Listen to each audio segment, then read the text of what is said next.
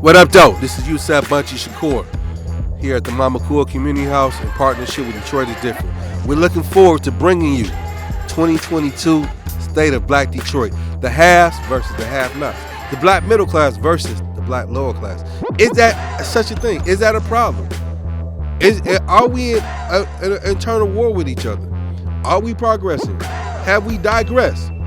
These are questions that we have to ask ourselves. And that's what we plan to doing with this conversation as we get prepared for State of Black Detroit 2022, brought to you by Detroit is Different at the Mama Akua Community House, featuring myself, Yusef Bunchy Shakur.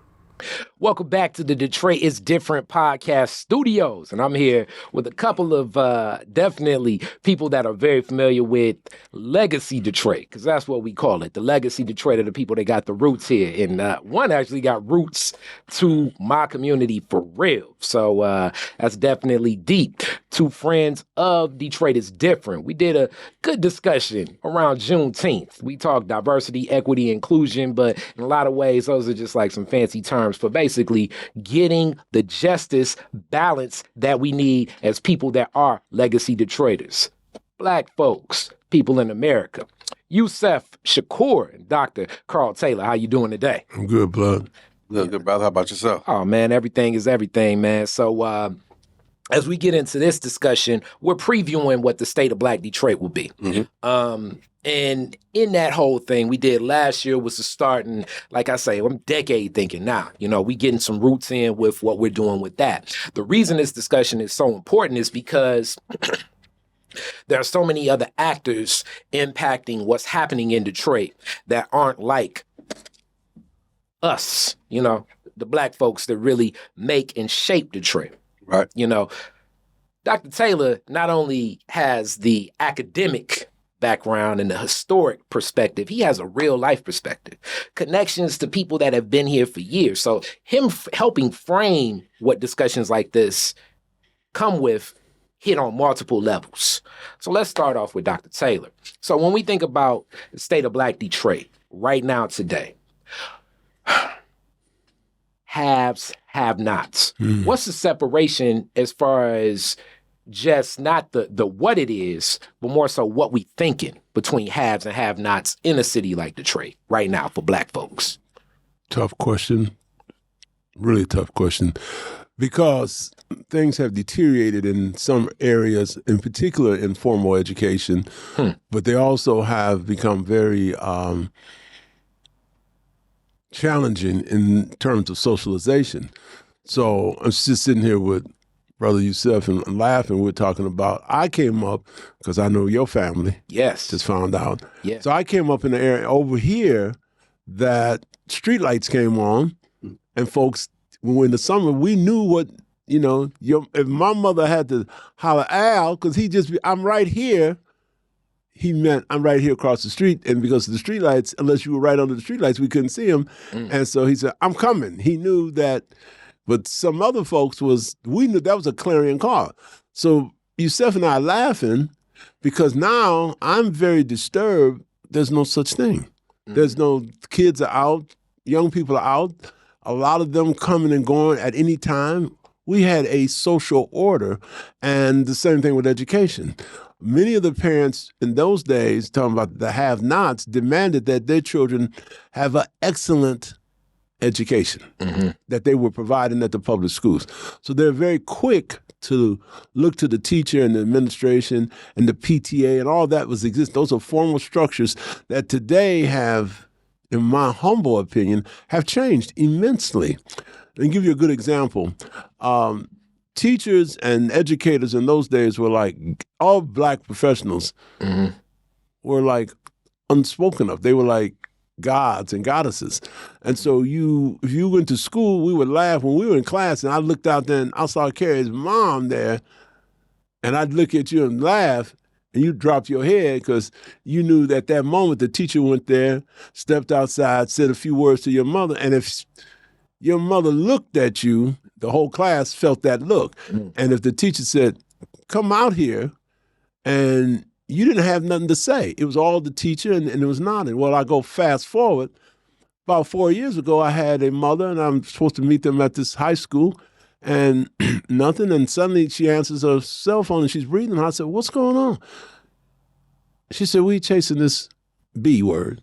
We chasing, the B was the principal. Wow. And we beating her down. And I'm like, what are you doing? See, so that was unheard of. Have-nots or haves, there were certain rules you had to follow. They were universal at that time. Now it seems in a lot of places there are no rules. So Yusef, on that, there are no rules. Picking up with that concept, why do you feel people may not embrace rules or have like a standard or structure for themselves and how we're going to engage one another? Because that's really what it comes to. We care about how we're engaging one another. Right. So in the framework that Carl laid out, if you have talked about what he normally probably would, is the third city, right? Absolutely. Thank you.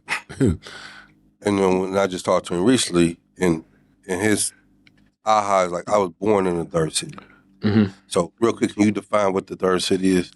Well, the third city is the part of communities that are self-sufficient and not dependent on the mainstream society. And the reason they had to do that was because mainstream society or the dominant culture did not allow us in.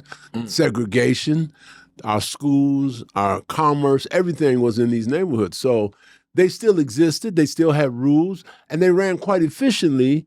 They had problems, but nobody ever talks about that. They lump everything into all of us together, and the segregation meant you live here and you had to live by these standards, and not true.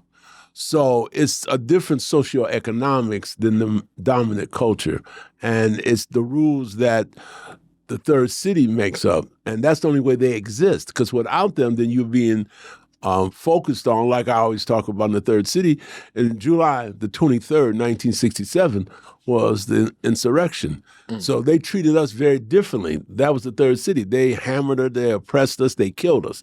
And then you go fast forward to January 6, 2021, and they did worse than what we did in our insurrection, but they make excuses. They slapped them on the wrist, give them 6 months, and they killed us. We don't even know how many they really count. They have an official count, Right. but they don't really tell the truth. You have the Algiers Motel. So that's what it is. It's a different set of rules and existence. And so with that framework and that context, to your question of what happened to the rules, it's looking at the deterioration of Black life, Black bodies, mentally, physically, and spiritually, where when you think about in segregated Black communities, there was no such thing as have and have not.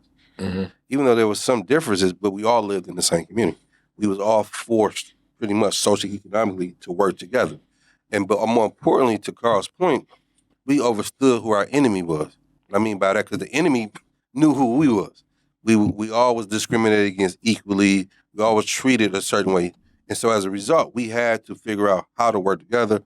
That's what created Black Bottom and Black Wall Street, all these prominent Black communities, and despite whatever the oppression was.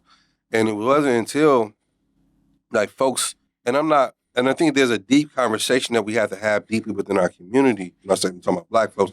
Those who have, like I'm working on my Ph.D. right now, right? And sometimes those who of us try to want to make it out of the neighborhood or whatever, we say that you're trying to be white. That's not the case for everyone. Yeah. Or you're trying to better yourself, you're trying to be white. That's not the case. But because we're not broke things down and examine it, so what does that mean for a Black person? W. Du Bois, a Booker T. Washington, Ella Baker, to be Black, Malcolm X, and Carl Taylor. And we all don't have to live in the same neighborhood, but it comes down to interest, though. What interests are we trying to serve? When Carl era, how he grew up, they were serving the interests of Black people. When you and I come up, it was still the interest of certain Black people, but it became questionable. Folks started jumping off the train. I can make money over this way. I can do this. So our infrastructure began to be compromised because of a lot of the decisions. And so when I come up, Like you come up in a 2-family household, but a lot of us who come up in a single-family household, which also, again, that family structure is compromised at its highest level. And the community become compromised. The floodgates come with the gangs, the drugs. Like, so this is a subculture. This subculture is now, it's competing with the value. Again, I mean, I remember growing up, if I didn't say yes or no, I got smacked in the mouth. I mean, that was just a rule. Like, yeah, you couldn't say yeah or no. That just, you did, your grandmother and your mother didn't. Well, that's funny. I'm sorry, but I have to say, Al and I were talking to my brother Virgil. We were laughing the other day. And the F word in our house was, the F word in our house was, as kids, we could not say forget you. That's how strict it was. And so when I take that as a researcher, and Yusef is right, and I go into homes, and little kids are calling each other MFs and so on, so on, so on. That's their norm. That's why I did this essay called The Normalization of Ignorance and Violence. So I had some doctoral students with me, and they're black, but they're from other cities. And so they said, Dr. Taylor, did you hear what they said? I said, yeah, but that's part of their everyday life. Right. And when we talk about these cultures being that way, like you touched on, we were speaking before this about just that connection. You and my mother both graduated from Central, but Central was, as people don't know, I mean, that's America's first public high school. Like it's a lot of stories that go back to Detroit and the roots and that transition from basically being such a majority Jewish. That's a Jewish community. School, like everything. Even these homes, as I'm learning, like have these scrolls in most of the, like in the structures of the doorways that are that are Jewish prayers in Yiddish about, the sanctity of the religious buildings. Yes. The synagogues. I lived on Elmhurst and 14th. And right across the street there is one of the biggest synagogues in the area. Beautiful. Now it's a church, a Baptist, was it New Beth? No, is it? It's, I forget the name of that church, but right there, you're right. And when we think about, as many times, I think historically, Black people end up in positions of leadership, or at least with the titles of leadership. And this system does not provide those same resources.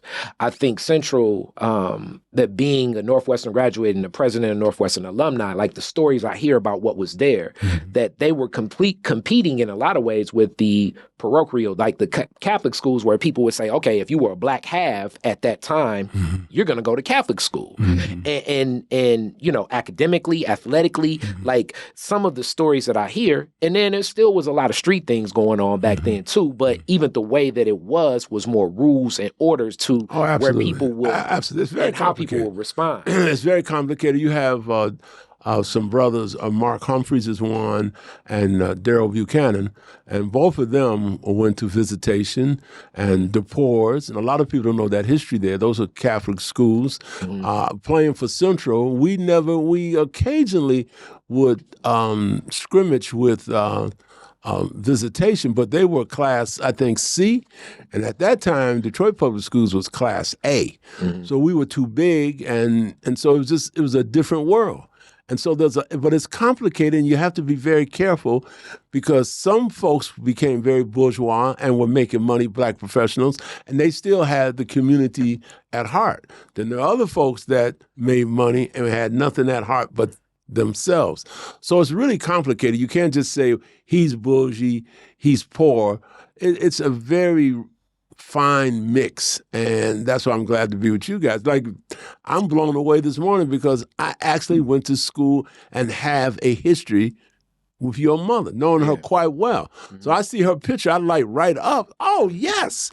But because in those days, you had to treat young Black women a certain way, or talking about slap, you couldn't say something. Then Yusef made a powerful point earlier about hip hop.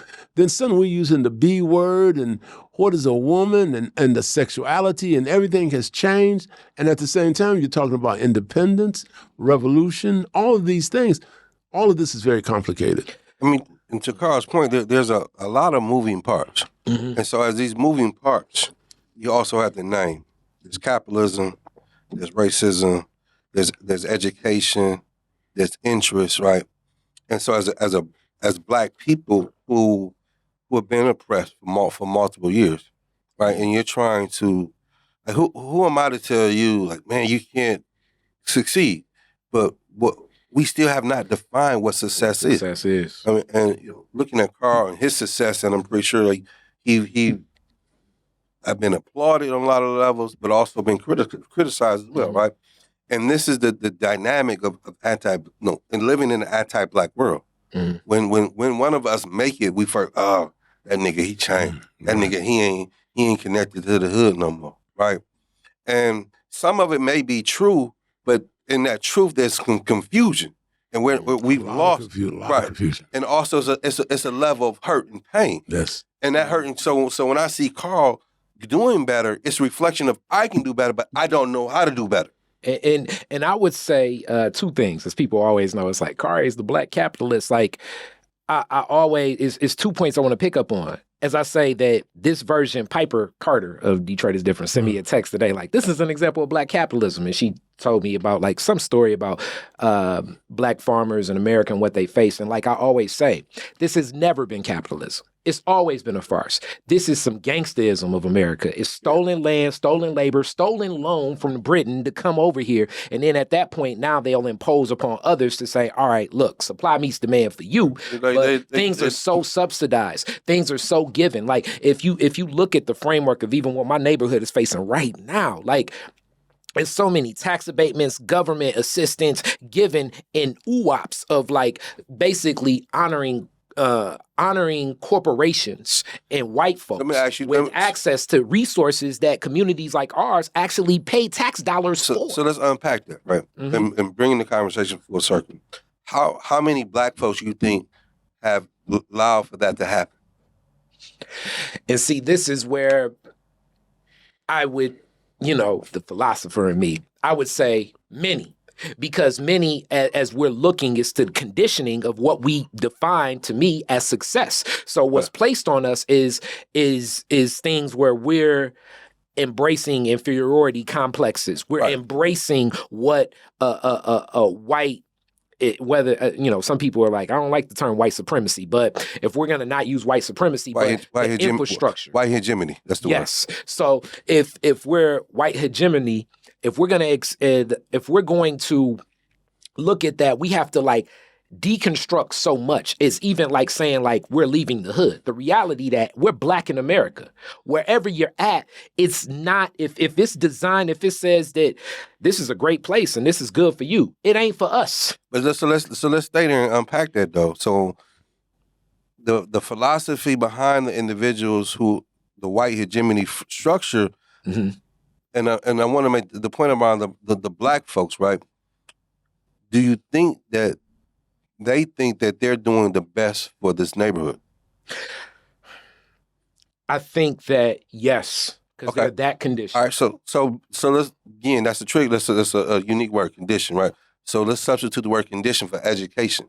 They've been educated, right? But does that make them bad or good? Educated by who? That's where I'm getting to, right? Educated by who, to see what, to determine what, and so this goes back to what we were talking about earlier. Interest. Yes. Whose interests are you trying to serve? Yeah. And even to do that as another thing heavy on my heart is always exercise your critical thinking skills. But a lot of us have so much noise going on in our life, we don't even have in us the fortitude and capacity to exercise a critical thinking skill where so many things can just be put in front of us and then we're going to look. Because right now, this is where we go probably for our next State of Black Detroit, with haves or have-nots now. We're going to do, shout out to another Central graduate, as Wendell Anthony said, we're going to name it. He's not the white mayor, he's the right mayor. Because I believe that the narrative to compare Mayor Duggan's legacy is going to start through media and propaganda, conditioning, education, to say that is Duggan as good of a mayor as Coleman Young? Absolutely but like not. A lot of people won't even have the critical thinking skills to say, we know absolutely not. But a lot of people aren't even going to exercise the critical thinking skills. They're going to say he's been in office as much. He faced a bankruptcy. He faced coming out of a rebellion. But this guy did this guy did that. But if we're not exercising our critical thinking skills, we can't even like really go point for point and then also challenge the person even presenting some bullshit like that to us. But what undermines our critical thinking skills is, again, we're in an anti-black world. True. So, I mean, I wasn't necessarily a fan of Kwame, and that's a discussion and debate, whatever, right? Yes. But the thing I'm bringing him up is when in his fall, Yes. the word on the street was, let's give the white guy a chance. Definitely. But so, and that's another show, another Yeah, that discussion. show is who put that on the street. Right, and that's another. But that's back to conditioning. Right, but I'm saying that's another discussion for another show. Mm-hmm. But it was easy to go back to that. Yes. You know, we don't get the chance to fuck up. We don't get to and examine that. Like, what makes you have to go Well, back? that's what to, makes you crazy, though. Yeah. Is you think, and then you get into, and we cannot run past this. Du Bois, speaking of the duality of consciousness. Yes. And, you know, it's saying that. And so, you know, you're fighting yourself. So I'm going to admit my own that I'm doing this all the time. I've been telling Yusef quite a bit. We've been talking quite a bit. Mm-hmm. And I'm like, I was over here July the 23rd this past year. Mm-hmm. And I was at the Grace Episcopal where I was a Cub Scout there. I grew up on Hazelwood and 12th first. And I couldn't go to the bathroom. We had a film crew going on. And one of the guys was not of our color. Yeah. Sound man, he was criticizing the neighborhood. And I'm like, you don't know nothing about this. The context. You know that, no, you can't go to a bathroom here. These are good people. Yeah. But over here also we have a lot of people that have mental illness, drug addicts, and all these things going on, and gentrification is very confusing. So you lock up. So I said, I understand it. I don't like it. And I told him that day I got into Grace Episcopal. I had to use the bathroom really bad. And they let me in, and it was like Game of Thrones. I mean, it was locked down, cameras and everything, right? Yeah. After I used the bathroom, the little lady said, well, you know, baby, you know, you understand? I said, yeah, I do. Yes, ma'am. I'm very aware. I'm old school. And I thanked her. And then she said, I've been here 50 years. And I looked, because I'm 73. Mm-hmm. I looked and I says, I was a Cub Scout here. I was 7 years old. I said, you know, my den mother was Grace Miller. I started talking about all the things. She's looking at me, and I'm like, so there's a part of me, Carrie, that just, I'm in love, and I want that to come back, and that ain't coming back. And I would say, even in the context of coming back and having that goal of success, because I recognize what Yusef said. Some people, I feel like the mental is like, they will have that critique. They'll say, you know, you left, you ain't down no more. But in reality, their embodiment is the minute they're feeling trapped in these communities, which it's like thought and reality are so interconnected. And when I say that, I also want to bring this up. Coming from the rebellion in 1967, you had the burgeoning of the federal government because of the Cold War and Detroit basically being the manufacturer of so many weapons. And this is a Kari opinion. Basically, so much government money was funding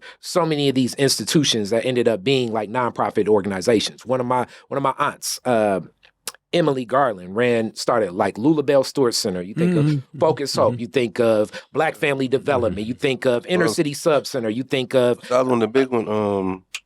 Shit. Yeah, they still around today. You think of New Detroit. Yeah, that's what I'm thinking. You think of all these organizations that at the time the government was like, "Hey, let's pacify." I think that kind of happened a couple years ago with during COVID. Let's pacify this community by throwing in money. So then now you create a sector of haves that are in the community that profit from basically people having not. So let's hold that for a minute. Like Quasi, which he was here. He talks about. What's the old boy that got Nixon? Yeah. When we talk about, again, black capitalism. Yes. Also, like Nixon is doing this whole time period. Definitely. Where it also creates this new opportunity of, because this is what doesn't get discussed is undermining what? The Black Liberation Struggle. Undermining the Black Panther Party, organizations like that. Republic of New Africa. Yeah. I mean, you're talking about a mentality. You're talking about a wave of individuals. So the community that you grew up in, I would name it as Black self-determination. It determining our community controlling resources despite what's going on, right? And so what you're talking about is a very sophisticated way of conditioning our communities to be dependent on individuals whose interest is no longer working for our interest. Again, it goes back to that. It's clothed that way, but what we know nowadays, again, in all our endeavors, who's ever paying for what's going to be in design, controlling the outcome of it. You got to pay the cost to be the boss. And if we don't have control of our own resources, then ultimately what we're doing is cannot and will not ultimately be in the best interest of Black people because.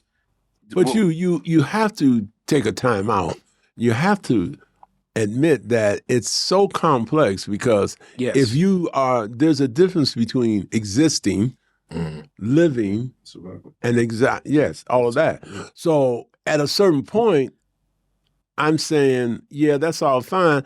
I don't care who it is running the thing, as long as I get mine to survive, to take care. And I say that this is what's so unique. And then, I mean, these are organizations and people I look up to because like part of this is, it's like, as you say, it's complex because it's a layer of conditioning. Right. And almost like every step, even as I, Detroit is different gets grants. Like as I interact and engage, I have to recognize part of if the mission is built on helping people that have not, for me to have, then I'm going to need people to be in have-not positions. Mm-hmm. Hence, like the whole quote unquote, like the idea is, if you talk to a police officer, crime is always going up because without crime, I have no job. It's a symbiotic relationship. So it's layers of things, and then you end up in these spaces and places. And now, like you say, instead of like being aligned with the people, we have people,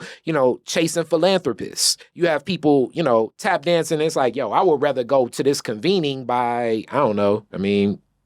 by the Disney Foundation than be in my neighborhood when the brothers and sisters are just connecting and I can drop some knowledge, some gems on them. But again, it's a sophisticated process of this is the new leadership. And before, I love when I hear you talk, right? And you talk about your mother. That was a form of leadership. Right. She wasn't waiting on the Skillman Foundation to pay her to go help those girls. Right. She wasn't waiting on the Kellogg Foundation to give her a bunch of hula hoops that she had to jump through.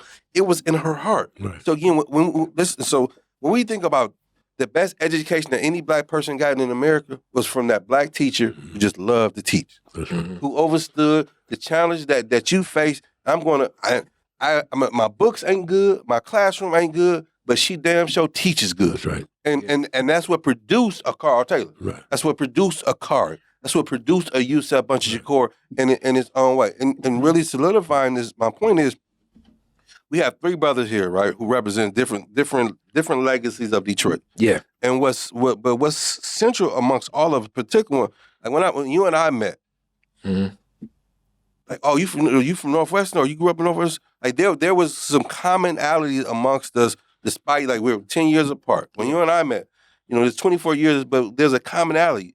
We grew up a mile apart, where we could see the common interest. Right, and same here, and being able to share our resources. Do we all agree? Fuck no. When you're wrong, I can tell you. When I'm wrong, you tell me vice versa. But however, we share the same passion, the same love for Black Detroit, because that same Black Detroit shaped us. But it's all within that complexity. Like my family, and I didn't understand the have and the have-nots until when I was in the youth maxi training school. My grandmother dies. I'm on the verge of getting out. My caseworker realizes my family, my mother's brothers and sisters, they all live very esteemed lives and whatnot. And they have a conversation and say, we don't think he should go back and live with his mother in that neighborhood because we don't think that's a safe place for him. My caseworker comes back and tells me that. I'm like, what do you mean? I'm going home with my mama. That's all I know. But it taught me then the difference in the dynamics within the family structure, because all my uncles, they worked in a factory, had factory jobs. My auntie husband, she meant well. However, not having a conversation with my mother about how do we build That's up. So powerful. That it's so powerful, and yet at the same time, you make a lot of mistakes on both ends, because who makes the final decision? Yeah, and so. Automatically, many will say your mother should make the decision. It's her child and you and so forth. Then there's others who can say, I loved it on the wire when there was a part where the young brother that was in middle school and his father was locked up. Yeah. And then they take the middle school brother and it's like, and they even asked, Weebay was his dad. And Weebay was like, my son, he was like, and the mother definitely more in street life and sees that the son is not really in that mix. The son and the father have like, those are those scenes where words are spoken that aren't spoken. Well, he wasn't built for that. That was the whole thing. He wasn't built. Yeah. My point is very strong in that we have to be very careful. It's each individual happening. Yeah. So I look at him when I met him, and so I'm that guy that's been programmed a different way. Yeah. I didn't see, as a matter of fact, I was telling him, I don't think I'd have liked him when I was 13, and I wouldn't have. Because I'd have lost my bike to that guy. Yeah, that's right. That's exactly. We're laughing. That's laughing, but that ain't funny when you're 13. You say, oh, here come that nigga, Yusef, or whatever his name was. And so I'm laughing, we're laughing, sharing something, but I'm like, I didn't realize what was going on with him. Honestly, grew up in the neighborhood and everything, but I did not realize and appreciate until I became a researcher. Then I said, because like what you just said, I was telling last week about a guy I knew, and he was a warlord and everything, and by day he's just a little dirty, grimy guy, and then he's a warlord, and but the reason he was having hell at home, like in the neighborhood, and he became this powerful warlord. But in the classroom, the black teachers and the white, everybody picked on him because he was poor. Yeah. And so I didn't understand. I just don't know why niggas would shake you down for the lunch money. I never dawned on me. They didn't have the lunch that I had. They didn't have any lunch money. Yeah. So they got put out in the morning, and their mothers might have been young and teenagers and single. Mm-hmm. And I'm looking at all I did. I said, I was talking to Old Blood. He was in the joint. And I was like, I remember you. And I knew his name. And he's looking. He didn't remember me because the drugs and everything. Yeah. And I looked at him. I said, I hated your ass. I mean, I wanted to kill you. And now I have nothing but compassion, and I wish I could have helped you. And then I felt like, oh, God, you didn't get any breaks. So it's very complex is all I'm saying. The haves and have-nots, we have to be very careful before we put that label on folks. And the conversation of it is to being able to frame it, to deconstruct. H. Rod Brown once said, the middle class is really it's a myth. It is. And it's a myth based upon, like, we live in a capitalist society, right? And capitalist society only meaning, I'm talking about from an economic standpoint. And what you keep we're referencing, we all been conditioned to what? Chase the bag. Yeah. And then to even go deeper, who doesn't want to have a brand new car, right? Who doesn't want to have a nice home? Who doesn't want to be able to live in a nice neighborhood? Like, if someone said they didn't, they lying. That's right. I want to, in all my revolutionary thought process, I want to be able to experience. You want to move on up. Yeah, right. But it's within what you brought up, the W. Du Bois. That's what makes that so profound. However many years later than when he wrote that, right? Mm-hmm.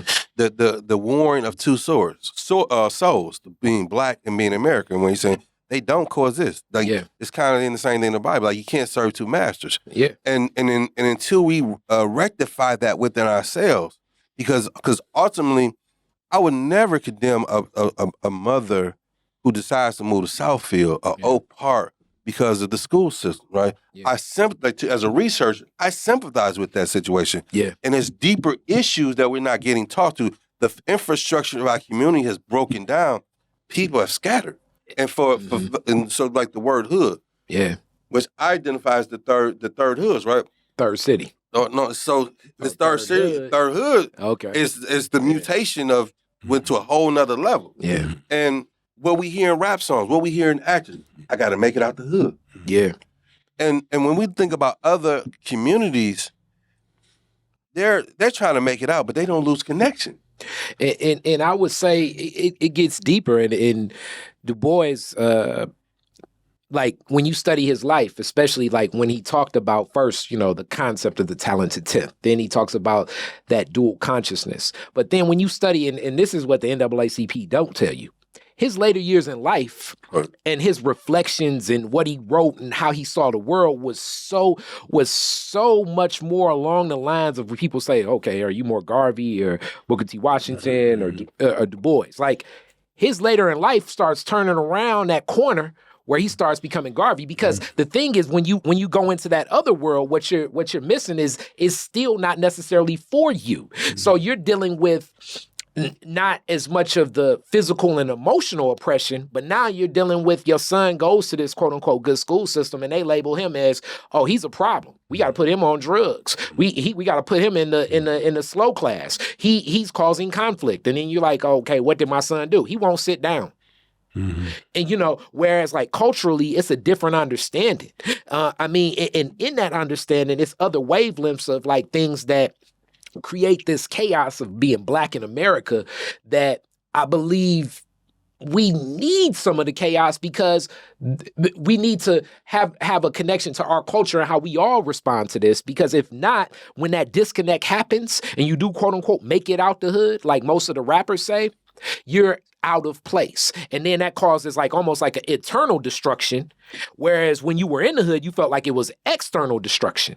It can be such a competing thing where if you're not centering yourself, it's difficult. And as you talk also about hip hop, it's tough because, that's my favorite art form. But I do have to be honest.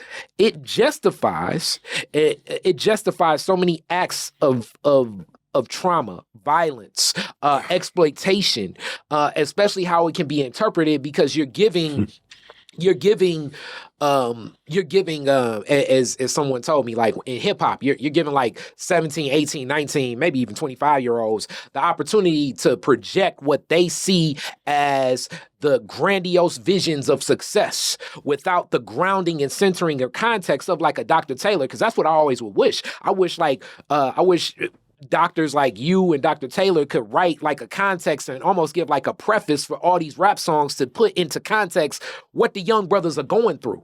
But it's no preface, it's no forward. You just interpreting this shit without knowing that.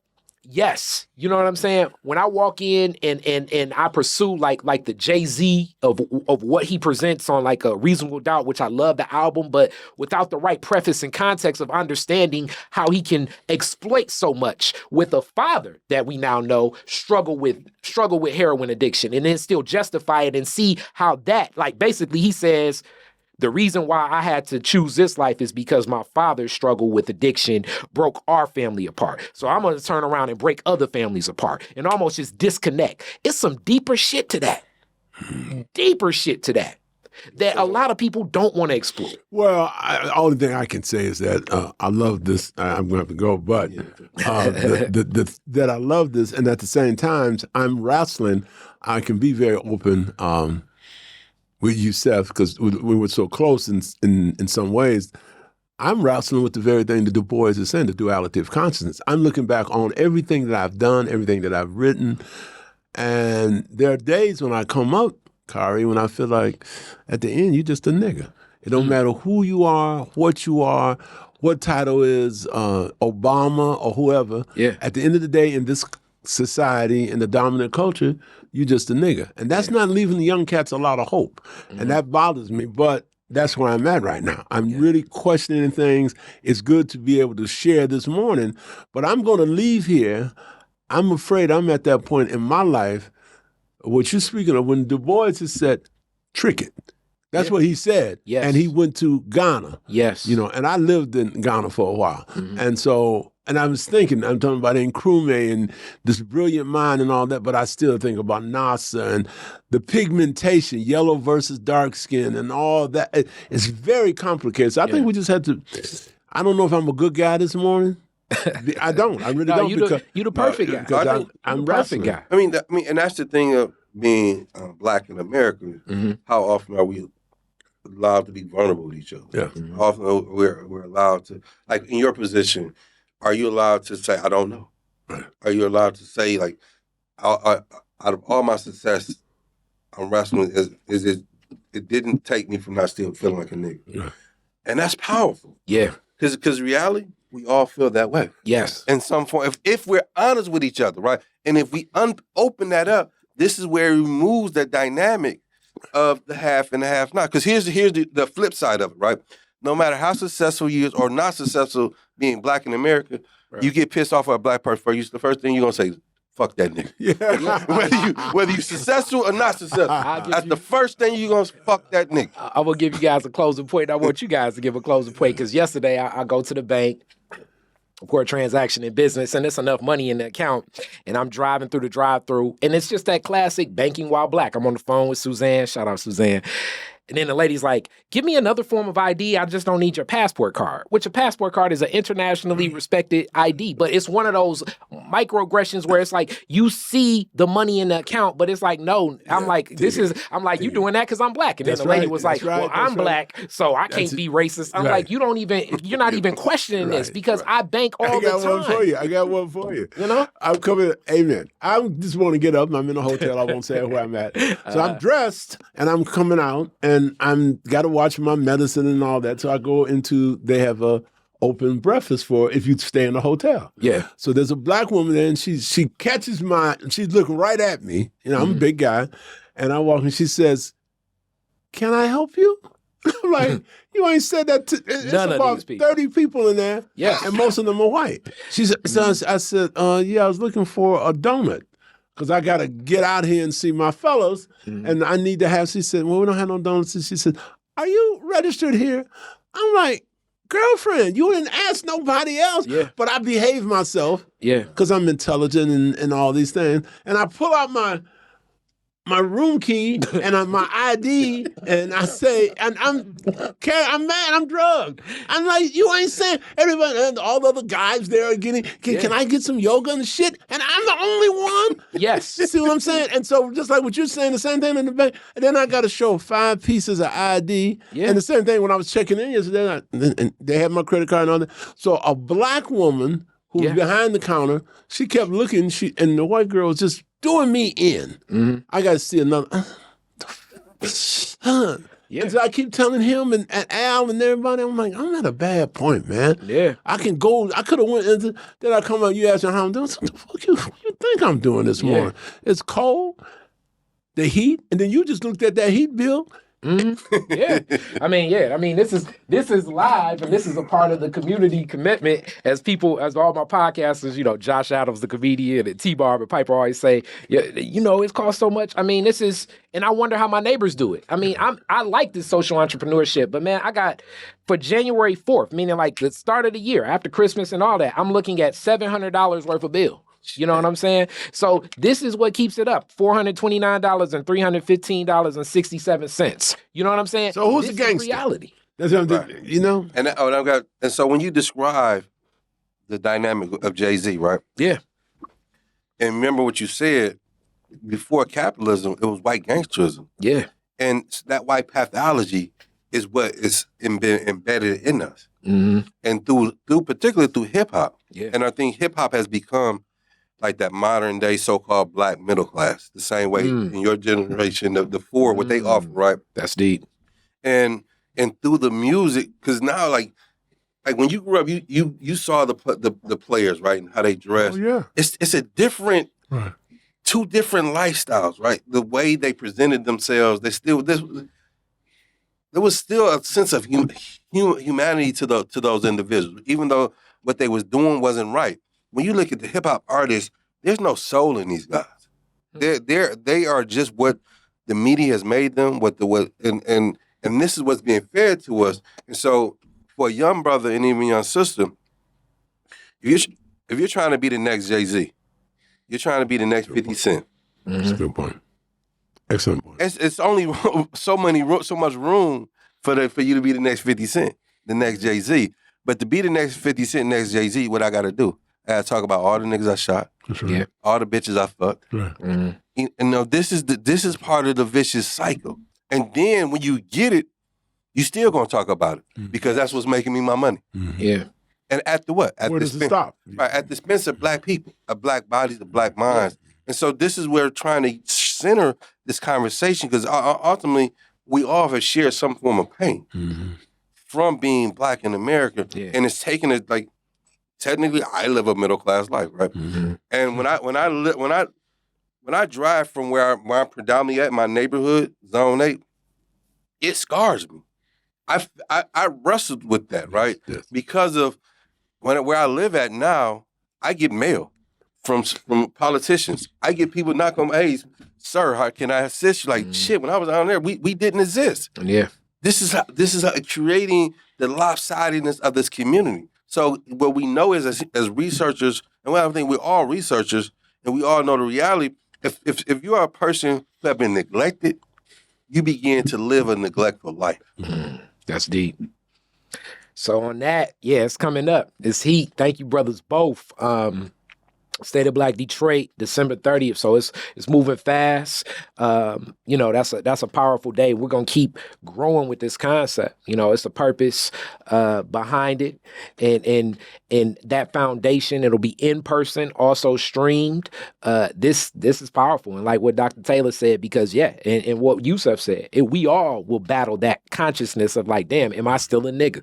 That question keeps coming. I mean, that was the Jay-Z song, "Still Nigga." You know what I'm saying? So it's like this whole concept becomes so strong in all of us. So as much as we're going to leave on the Jay-Z point. As much as Jay-Z said, I'm not black and I'm OJ, and he projected on the OJ, if you're smart enough, you can hear that he's saying that song about himself. Mm-hmm. That's a song about Jay-Z. Mm-hmm. Meaning I've traveled the world, but he still is checking into a hotel, having to show 5 forms of ID. Mm-hmm. You know, probably bought out like 10 floors in the hotel, and they still look at you like, motherfucker, we may arrest you unless you to help. You know, Mr. Cooper dealt with that like 2 weeks ago where, you know, he just sitting in the hotel lobby where they like, yo, man, you're going to have to show us your purpose for being in this hotel lobby. Right. It's mean. Thank you. Thank you, guys. Peace. Yeah. Black revolutionaries, distillery owners, Italian fashion retailers, and Motown Grammy winners all share their best stories never before told in any other media outlets on Detroit is Different. Visit DetroitisDifferent.com or download the Detroit is Different app on Apple's App Store or Google's Play Store.